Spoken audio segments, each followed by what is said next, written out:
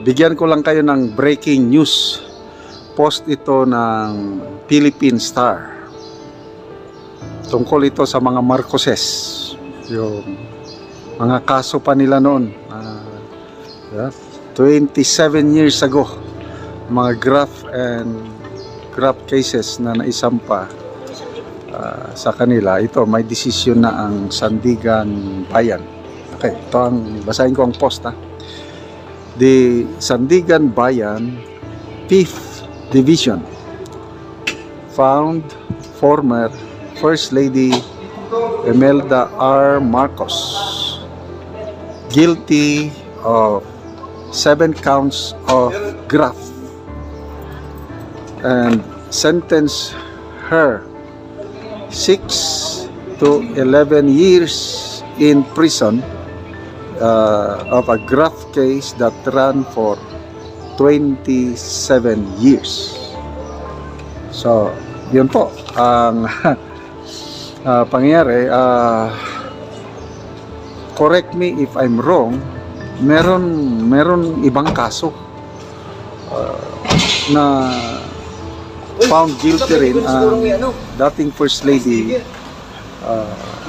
and I believe itong unang kaso na ito is on appeal na. Hindi ko na alam kung nasa Court of Appeals pa o nasa Supreme Court na. So ito panibagong kaso na dinesisyonan ng Sandigan Bayan. So justice system natin ito is pwede pang i-appeal, kaya hindi muna siya maprepreso. Katulad din ni Franz Castro na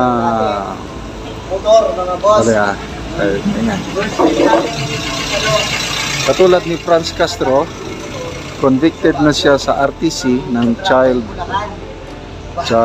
trafficking ba, child abuse. So hindi pa siya nakulong dahil on appeal. So I am very sure ito i-a-appeal ng Marcos family, akyat sa Court of Appeals hanggang makarating pa sa Supreme Court. Ganyan po tayo. Ano pa? Yung ano pang mga kaso na maaalala ko? Yung tax evasion case. Diba, election issue ito nung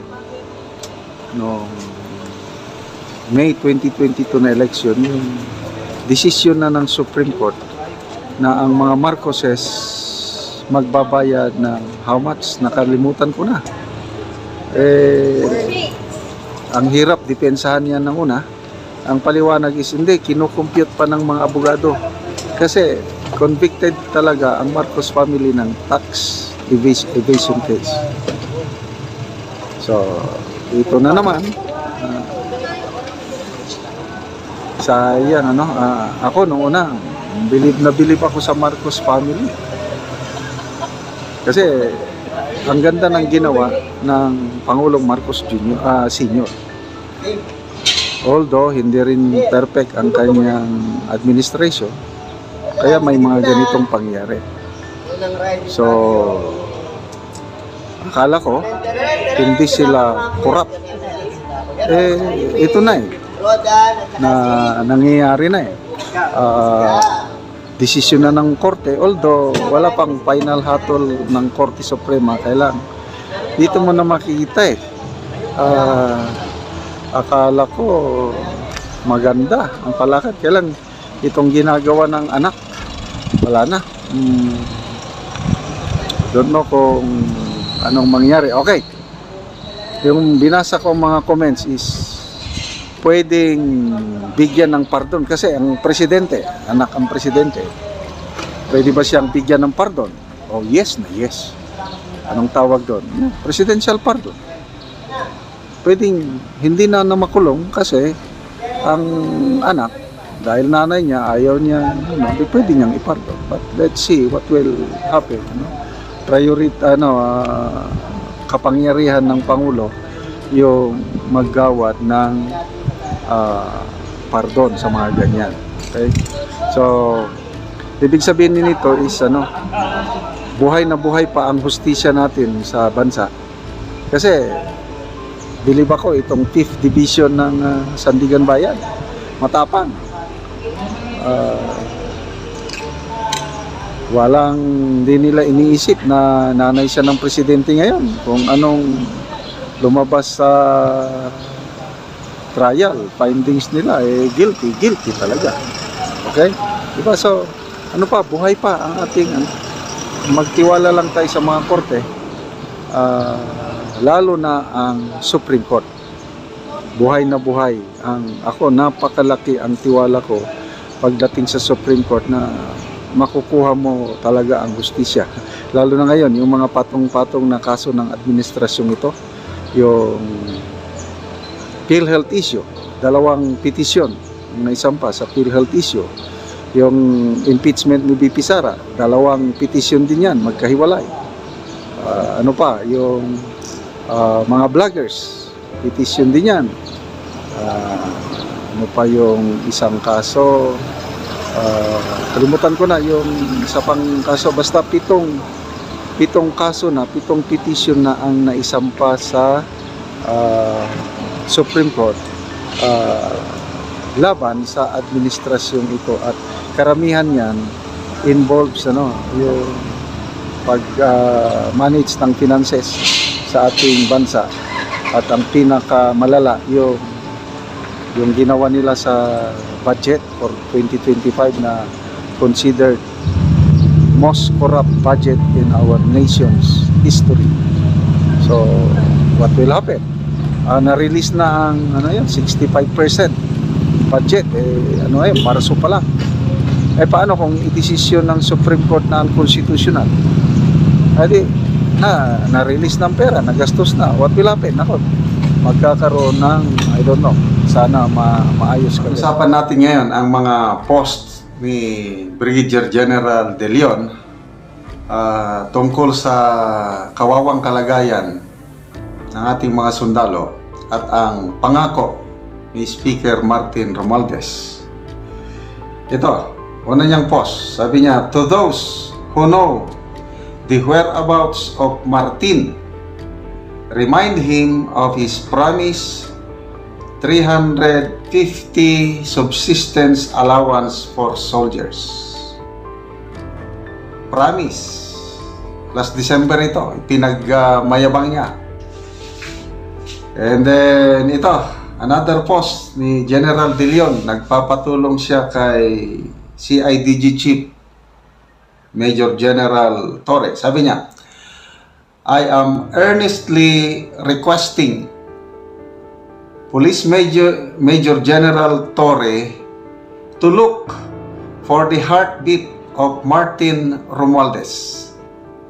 If found, please inform Martin that the whole country in general and the armed forces of the Philippines in particular are waiting with bated breath and unbridled excitement for his well-documented and widely announced increase in the soldiers' subsistence allowance to 350 pesos.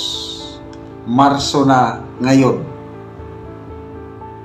Enero, dumaan ng Enero, wala. Ang mga sundalo naghihintay. Kasi promise Ang laking bagay yun, yung 200 pesos. Kasi 150 dati, dinagdagan ng 200 per day. So 350 na ngayon. Malaking bagay yun sa ating mga kasundaluhan. Kasi yung 150 per day ngayon, hindi ka na mabubusog. So ano yun? Tig 50 per meal. Paano ka? Sundalo ka? Pupunta ka sa bundok. Hanap ng kalaban ng bansa. 50 pesos per meal ang budget mo.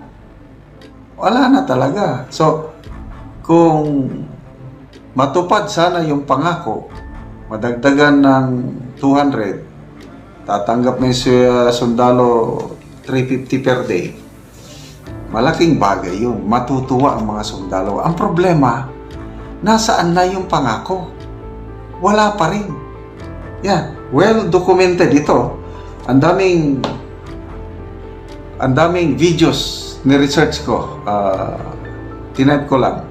Martin Romualdez, promise, increase subsistence allowance of soldiers. Ang daming lumabas. Unahin natin dito, ha. Ito.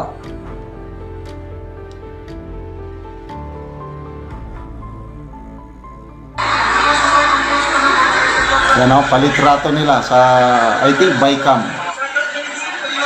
After Bicam. Ito na, interview sa media.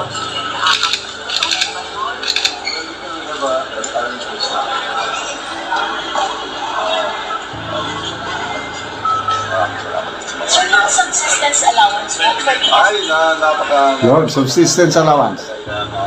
Pagkakang iwanan po natin na bigay natin na increase of the daily for our soldiers, daily subsistence allowance, we increase it from 150 to 350. That is going to be maintained and fully supported para sa ating mga soldado. Kaya nagkakaroon na po kami for the high morale of the soldiers, our uniforms, and tuloy po yun yung daily subsistence allowance increase from 150 to 350.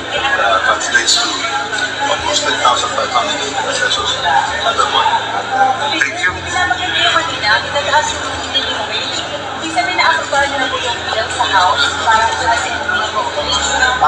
Hindi pa yan na-take up. Right. Isa yan, ha? Meron pa.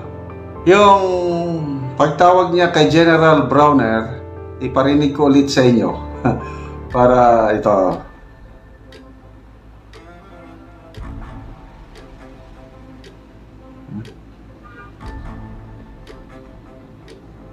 Chief, as we committed, I'm here with our chair for APO and our APO Widely publicized ito, na tawag.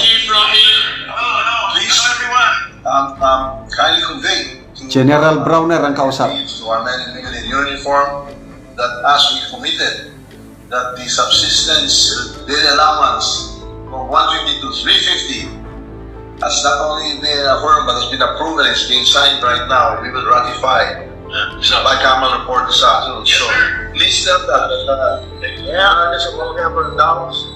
Where they heard. That's all fake news. Basta nagsalita tayo when we speak. As a speaker in the House, when we speak, we mean it and we will always deliver. You are top priority, sir. Please tell the men in the AFP, top priority po kayo. And we are fully committed to support all of you and to keep your morale high and to always take care of you. Please convey that. Thank you. Mabuhay ang AFP. Mabuhay kayo lahat. Okay. I will relate this sir to the troops of the province and I will include this in my speech during the exercise. So the design here in the BICA that will be ratified tonight in the plenary. We will ratify the budget on Wednesday, and the president will sign it into law. That's as good as gold. Yes, sir. So I just wanted to allay any fears that there was anything other than what we have committed in some balance to you and to the troops. Mabuhay. Maraming salamat po sir. Maraming salamat sa inyo lahat sir. We look forward to our fellowship on the 13th at Aguinaldo. Oh yes sir, yes sir. Okay. Opo. Mabuhay. Merry Christmas to all. Thank you. Merry Christmas sir. Thank you. Magandang regalo dito sa mga So, very clear, ha? Widely publicized yun. Talagang parang sinadya na bidyuhan yung pagtawag.